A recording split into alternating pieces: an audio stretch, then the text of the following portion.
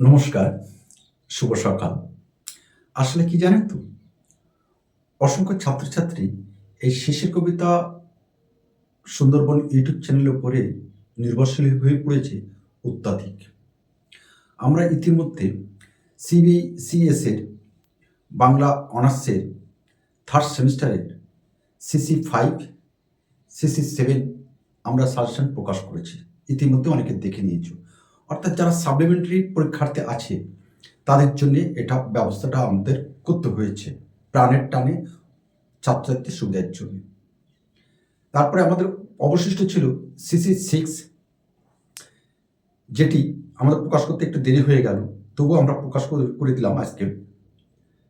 আর আজকে যে প্রশ্নগুলো আমরা আলোচনা করে দেবো, খুব সংক্ষিপ্তভাবে আমরা সাজেশনটা তৈরি করেছি এবং ওভার 100% তোমরা কমন পাবে শুধু তাই নয়, যে প্রশ্নটি যে দাগে আমরা বলেছি পরীক্ষার হলে সেই প্রশ্নটি সেই দাগে পেয়ে যাবে এমন আশা প্রত্যাশা আমাদের আছে। কারণ বিগত দিনের যে ইতিহাস সেই কথা আমাদের বলে। তা সেই সিলেবাস প্রকাশ করার আগে অবশ্যই বলে দিই, তোমরা তো আমাদের শিক্ষকদের সুন্দরবন ইউটিউব চ্যানেলের সঙ্গে জুড়ে আছো বৃহৎ পরিবারের সাথে। একটু যারা সাপ্লিমেন্টারি পরীক্ষা দেবে তাদের মধ্যে এটি একটু শেয়ার করে দিও। তোমাদের এক দাগে যে প্রশ্নটা আসবে তার বিষয় হলো বাংলা রঙ্গমঞ্চ নাট্য সাহিত্যের ইতিহাস। এর থেকে তোমাদের এক দাগে যে প্রশ্নটা এবছর আসবে, খুব ভালো করে করবে, 3 স্টার্স কোশ্চেন কিন্তু এটা আসবেই। নাট্য নিয়ন্ত্রণ বিলটির উদ্দেশ্য কি ছিল? নাট্য নিয়ন্ত্রণ বিলটির উদ্দেশ্য কি ছিল? বাংলা নাটক ও রঙ্গমঞ্চের ইতিহাসে এই বিলটির প্রভাব আলোচনা করো। এই প্রশ্নটা সিবিসিএস এর জন্য এবং এনএফির জন্যও কিন্তু গুরুত্বপূর্ণ। এনএফিতে 5th সেমিস্টারের এটা দুদাগে যে প্রশ্নটা করবে, একের খ অথবা দিয়ে বাংলা রঙ্গমঞ্চের ইতিহাসে বেলগাছিয়া নাট্যশালার গুরুত্ব আলোচনা করো। বাংলা রঙ্গমঞ্চের ইতিহাসে বেলগাছিয়া নাট্যশালার গুরুত্ব আলোচনা করবে। যে প্রশ্নটা তোমরা দেখে যাবে সেটি হলো, ন্যাশনাল থিয়েটার সূচনা লগ্নে অভিনীত নাটকের ইতিহাস সংক্ষেপে আলোচনা করো। অর্থাৎ নাট্য নিয়ন্ত্রণ বিল, বেলগাছিয়া নাট্যশালা এবং দেখে যাবে ন্যাশনাল থিয়েটার। ন্যাশনাল থিয়েটার গতবারে তোমাদের প্রশ্ন এসেছিল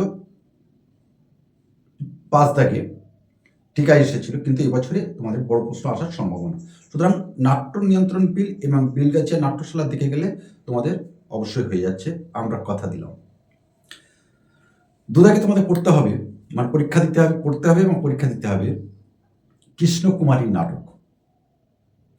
এর থেকে দুটো চরিত্র নির্ভর প্রশ্ন আমরা তৈরি করেছি সাজেশনে এবং একটি বর্ণনামূলক প্রশ্ন রেখেছি।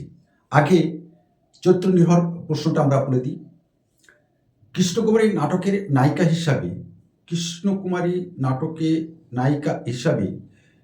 কৃষ্ণকুমারী চরিত্রটি পর্যালোচনা করে দেখাও। কৃষ্ণকুমারী চরিত্রটি পর্যালোচনা করে দেখাও। পাশাপাশি যে প্রশ্নটা তোমার দেখে যেতে হবে, কৃষ্ণকুমারী নাটকে মদনিকা এবং বিলাসবতী এই দুটি চরিত্রের সাদৃশ্য এবং এই দুটি চরিত্রের উপস্থাপনার কতটা প্রাসঙ্গিক ছিল আলোচনা করো। এই দুটি প্রশ্ন গেল তোমাদের চরিত্র নির্ভর। আর বর্ণনামূলক যে প্রশ্নটা তোমাদের করে দিতে হবে, কৃষ্ণকুমারী নাটকটির নামকরণ কতটা সার্থক হয়েছে আলোচনা করো। কৃষ্ণকুমারী নাটকের নামকরণ কতটা সার্থক হয়েছে আলোচনা করো। দেখে যাবে যে প্রশ্নটি, কৃষ্ণকুমারী একটি সার্থক ঐতিহাসিক ট্র্যাজেডি নাটক আলোচনা করো। তবে তোমরা নায়িকা কৃষ্ণকুমারী এবং নামকরণ এই দুটো করলেই আশা করছি দুটোর মধ্যে একটা অবশ্যই তোমরা পেয়ে যাবে। আর যে প্রশ্নগুলো বলে দিলাম ওগুলো কিন্তু তোমরা দেখে যাবে। এবার আসবো আমরা 3 দাগ। 3 দাগে আমাদের পড়তে হবে বা লিখতে হবে, তৈরি করতে হবে রবীন্দ্রনাথ ঠাকুরের রাজা নাটক। আর সেই রাজা নাটকের সাজেশান 2025-26 সালে সাপ্লিমেন্টারি স্টুডেন্টদের যে প্রশ্নগুলো করতে হবে সেই প্রশ্ন বলে দেওয়ার আগে তোমাদের কাছে আমরা রিকোয়েস্ট করছি, please subscribe our channel and share to your friend. এবং তোমার একটি শেয়ার কিন্তু আমাদের অনেক উৎসাহ দেয়। আমরা স্পেসিফিক নাম ধরে বলছি, আমি Taki government college, Basirhat college, Shahid Nurul Islam college, Surendranath college, Barasat government college, Barasat evening college, আরও অনেক কলেজ আছে। যে সকল কলেজের ছাত্রছাত্রীরা, APC college Madhyamgram, Bidhannagar college, আরও অনেক কলেজ আছে, অর্থাৎ 17টি কলেজ আছে ছাত্রছাত্রীরা যারা কিন্তু শেষের কবিতা সুন্দরবন ইউটিউব চ্যানেলের উপর তাদের শিক্ষা সংক্রান্ত বিষয়ে তারা নির্ভরশীল। আর তাদের নির্ভরশীলতাই আমাদের সামনে থেকে এগিয়ে নিয়ে যায়। এই সৎসাহস, এই উৎসাহ আমরা পেয়ে থাকি একমাত্র ছাত্রদের জন্য। কারণ আমরা ছাত্র, আমরা বল, আমরা ছাত্র দল। এবার আসবো আমরা 3 দাগের রবীন্দ্রনাথ ঠাকুরের রাজা নাটক। রাজা নাটকে আমরা 3টি প্রশ্ন দেব। এখানে 4টি প্রশ্ন, 3টি প্রশ্নই 3 স্টার। 3টি প্রশ্নের মধ্যে 2টো প্রশ্ন তোমরা কমন পাবে। রাজা নাটকের গানের ব্যবহার অর্থাৎ সঙ্গীতের ব্যবহার কতটা সার্থক হয়েছে তা আলোচনা করো। রাজা নাটকের সঙ্গীতের ব্যবহার কতটা সার্থক হয়েছে তা আলোচনা করো। রাজা নাটকের নামকরণের সার্থকতা আলোচনা করো। আর চরিত্র নির্ভর যে প্রশ্নটা তোমাদের আসবে, রাজা নাটকে,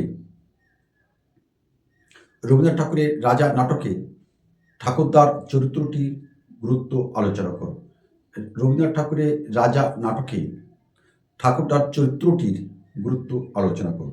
অর্থাৎ রাজা নাটক থেকে সঙ্গীত, রাজা নাটকের নামকরণ এবং রাজা নাটকের চরিত্র নির্ভর যে প্রশ্নটি ঠাকুরদা, এই 3টি প্রশ্ন করলেই তোমাদের আর করতে হবে না। এবার আসবো আমরা বিজন ভট্টাচার্যের নবান্ন নাটক। প্রতিবাদ, প্রতিরোধের, দুর্ভিক্ষ পীড়িত মানুষের নাটক, যেখানে মানুষগুলি অন্যের জন্যে বাবুদের দিকে 2 হাত তুলে বলে, বাবু গো, তোমরা কি সব বধির হয়ে গেছো? তোমরা কি কানে শোনো না? এই যে আত্মচিৎকার কুঞ্জ এবং তার পরিবারের অন্যান্য সদস্যদের, যার করুণ কাহিনী নিয়ে রচিত নবান্ন নাটক। সেই নবান্ন নাটকের যে প্রশ্নগুলো 2025-26 শিক্ষাবর্ষে সাপ্লিমেন্টারি স্টুডেন্ট 3rd সেমিস্টারের তাদের জন্যে আমরা সাজেশন প্রকাশ করছি।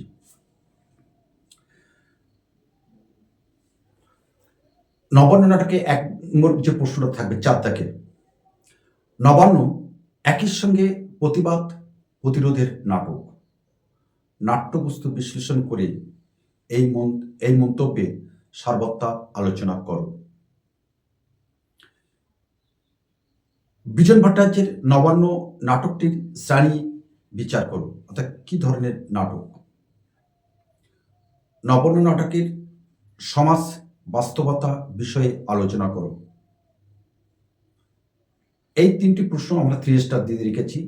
নবান্ন নাটক প্রতিবাদ প্রতিরোধের নাটক, নাটকটির বিষয়বস্তুকে সামনে রেখে এই মন্তব্যটি বিচার করো। 2, নবান্ন নাটকের সমাজ বাস্তবতা। 3, নবান্ন নাটকের শ্রেণী নির্ণয়। আর যে প্রশ্নটা তোমরা দেখে যাবে, নবান্ন নাটকের সংলাপের অভিনবত্ব বা নারী চরিত্রগুলির ভূমিকা। এটাই ছিল আমাদের 3rd সেমিস্টারে CBCS এর CC6 এর সাজেশন। আর এবার আমরা আসবো 4 দাগ, 5 দাগ।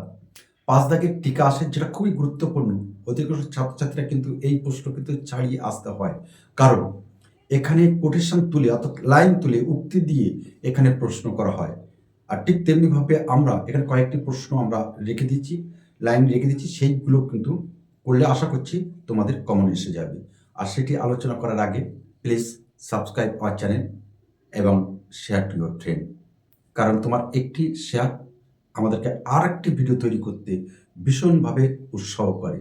গতকাল দেখছিলাম আমরা আমাদের কমেন্টস বক্সে ছাত্রছাত্রীরা কত সুন্দর সুন্দর তারা মন্তব্য করেছে, শুনলে সত্যি খুবই ভালো লাগে। কারণ ছাত্রছাত্রীরাই হলো আমার প্রাণ, আমার প্রাণের বস্তু, প্রাণের জীবন্ত দলিল তারা।